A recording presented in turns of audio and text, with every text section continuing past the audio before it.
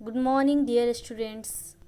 हम पढ़ रहे थे एटमॉस्फेयर के बारे में, एयर के बारे में। तो एयर के बारे में हमने पढ़ा कि एयर जो होता है मिक्सचर ऑफ गैसेस होता है।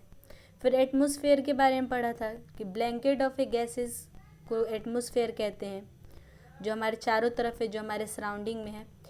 फिर उसके कितने लेयर है वो पढ़ा। अब और एटमॉस्फेयर में क्या ज़्यादा मतलब कि प्रेजेंट है, तो हमने पढ़ा नाइट्रोजन ज़्यादा है, ऑक्सीजन है, उसके बाद हमारा कार्बन डाइऑक्साइड है। तो आज हम पढ़ने जा रहे हैं properties of air.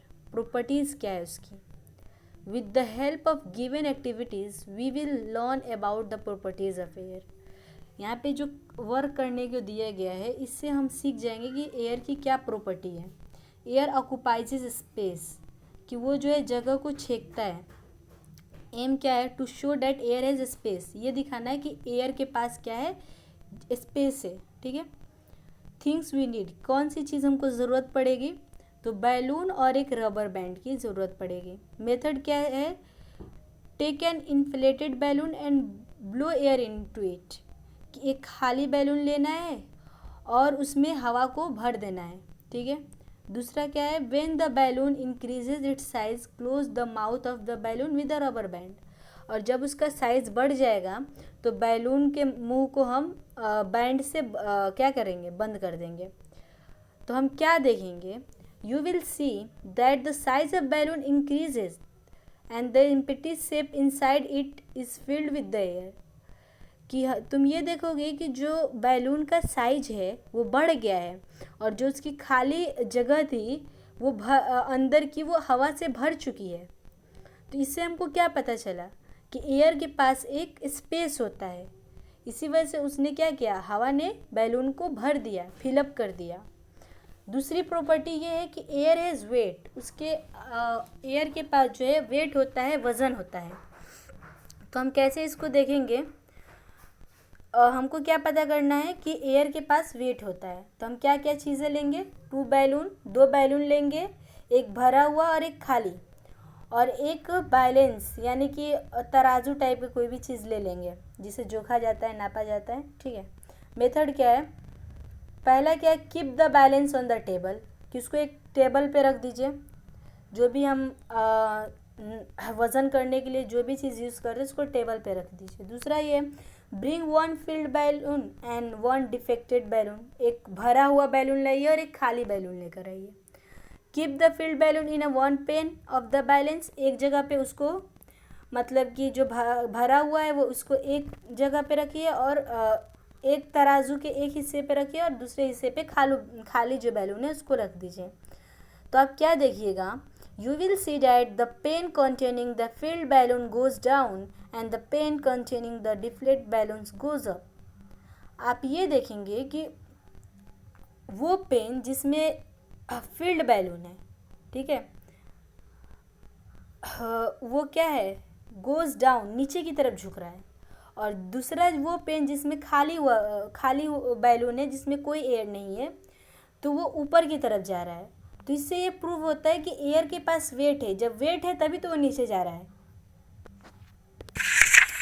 Air has pressure, ये भी इसकी प्रॉपर्टी है कि एयर के पास प्रेशर होता है। हमको क्या देखना है कि एयर के पास प्रेशर होता है। तो हम क्या लेंगे, एक ग्लास और एक कार्डबोर्ड का टुकड़ा लेंगे और पानी लेंगे।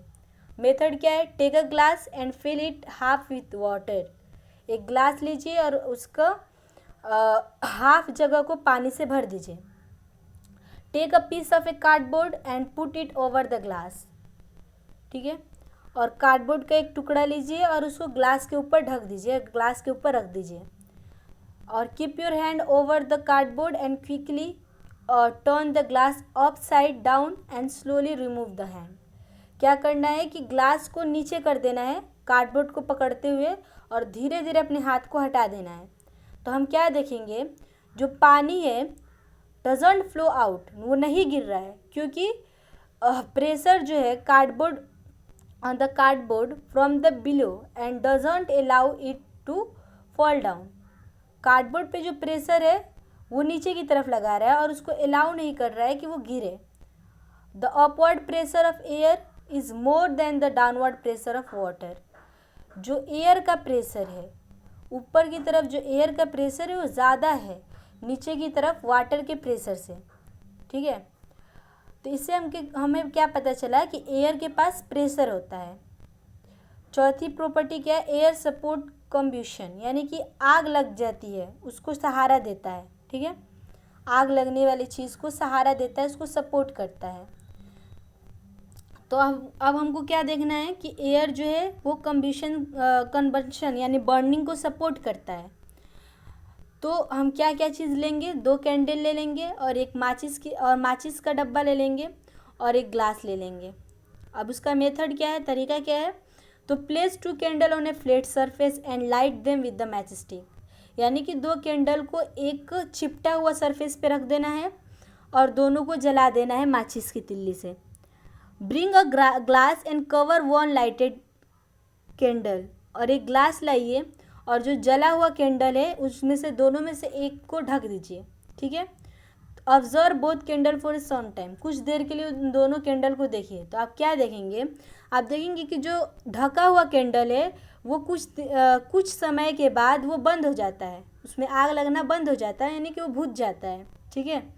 और दूसरा जो कैंडल है वो जलता ही रहता है। ये इस वजह से क्योंकि जो ढका हुआ कैंडल है उसमें हवा का सप्लाई, मतलब हवा उसमें नहीं पहुंच पा रहा है, और जो दूसरा कैंडल है उसको प्रॉपर एयर मिल रही है, हवा उसको प्रॉपर मिल रही है, ठीक है। तो इससे क्या प्रूफ होता है कि ये कंबंशन यानी बर्निंग यानी आग लगाने में भी ये मदद करता है एयर।